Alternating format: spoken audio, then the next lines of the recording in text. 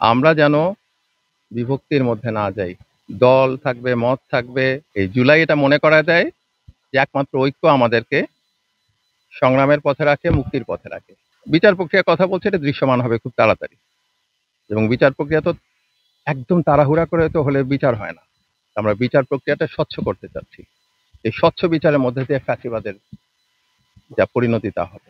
জুলাই সনদের ব্যাপারে রাজনৈতিক দলগুলো আলোচনা করছে, আর আমাদের পক্ষ থেকেও তাদের সাথে যোগাযোগ রাখা হচ্ছে ইনশাল্লাহ। পুলিশ বাহিনীর সংস্কার তো আসলে কঠিন কাজ, কারণ আমাদের দেশে তো পুলিশ বাহিনী একেবারেই ভেঙে পড়েছিল। সেখান থেকে দাঁড় করানোর চেষ্টা হচ্ছে, এবং সেই চেষ্টার মধ্যে দিয়ে আপনার সংস্কারটাও করতে হবে যাতে এরকম কিছু আবার কোনোদিন যেন না হয়। বান্ডেল থাকলে প্রতি সেনমানিতে টাকা বাঁচবে। বিকাশ সেনমানি বান্ডেল কিনে জিতুন প্রতি লেনদেনে। আমি অনুরোধ করব আমাদের দুটো বিষয়ে বলে আমি শেষ করবো। একটা হচ্ছে যে আমাদের যে বিচারের ব্যবস্থাটা, সেটা আমাদের মাননীয় উপদেষ্টা মহোদয় বলেছেন, অচিরেই আমরা কার্যকর দৃশ্যমান একটি ফলাফল লক্ষ্য করব। আমরা সে আশায় অপেক্ষায় রইলাম। জাহাঙ্গীরনগর বিশ্ববিদ্যালয় হচ্ছে এমন একটি বিশ্ববিদ্যালয় যেখানে বাংলাদেশের কোনো কিছু দিকে অপেক্ষা না করে নিজেরা সংগঠিত হয়ে এখানে ভিতরে যে অসাম্য, যে বৈষম্য ছিল, সেগুলোর বিরুদ্ধে সংগ্রাম করেছি আমরা।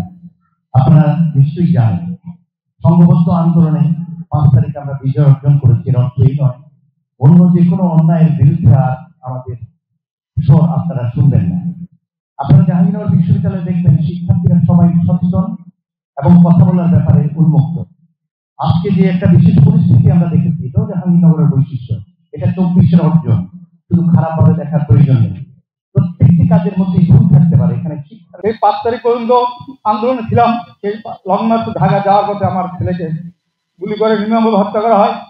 কিন্তু একটা বছর পেরিয়ে গেল, আমাদের শহীদ পরিবারে দাঁড়িয়ে ছিল বিচার, শহীদদের বিচার এবং আমাদের পরিচয়, জুলাই সনদ বা আহতদের চিকিৎসা, কিন্তু হয়তো কিছুই পাইনি।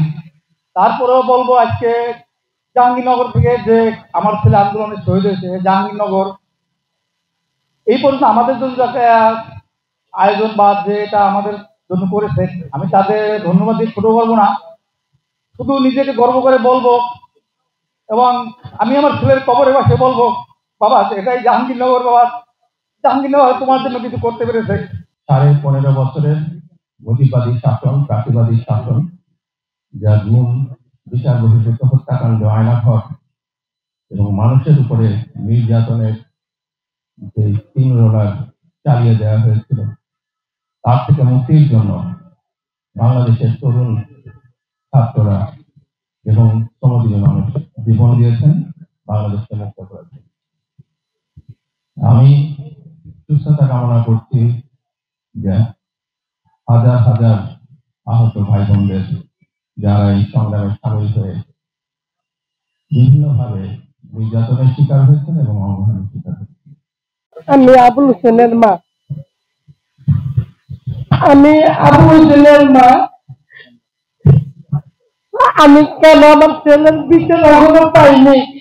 আমার ছেলেকে একদম ভাবে মেরে তাকে পুড়িয়ে ফেললো, তার লাশটুকু আমি পাইনি। তাই আপনাদের কাছে নেই আবেদন জানাই, আমি যেন আমার ছেলের লাশটুকু পাই, আমি যেন সত্যিকারের বিচার পাই। আমার 1-2টি নাতি আছে, ওদেরকে নিয়ে খুব কষ্ট হয় আমার চলতে। আমি তো ওদেরকে নিয়ে খুব ভাবে কষ্ট করে চলি।